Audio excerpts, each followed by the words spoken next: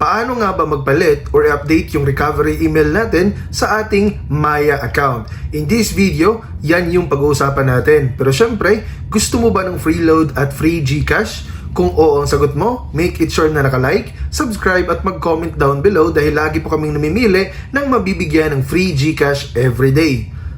So ang una muna natin gagawin mga idol ay pumunta sa Google Play Store at make it sure na updated po yung mobile application natin ni Maya.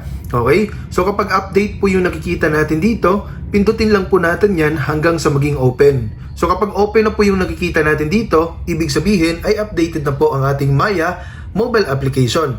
At ang reason po kung bakit kailangan natin siyang i-update from time to time ay para lagi po tayong updated sa mga bagong features po na meron si Maya.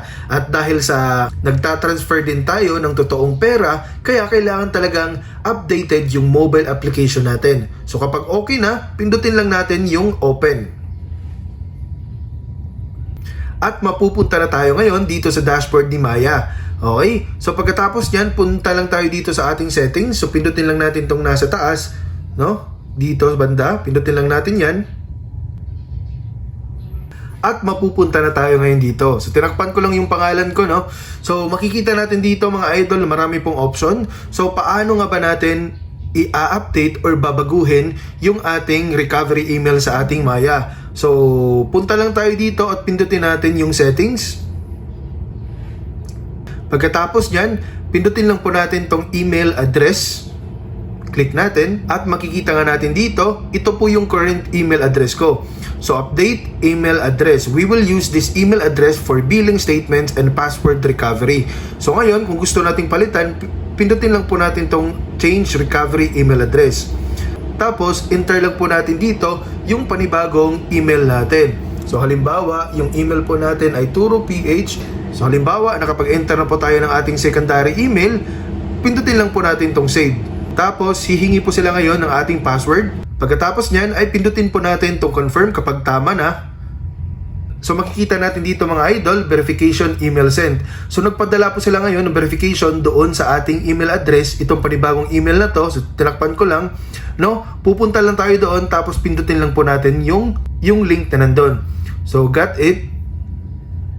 Makikita natin dito, yung bagong email natin is unverified na po.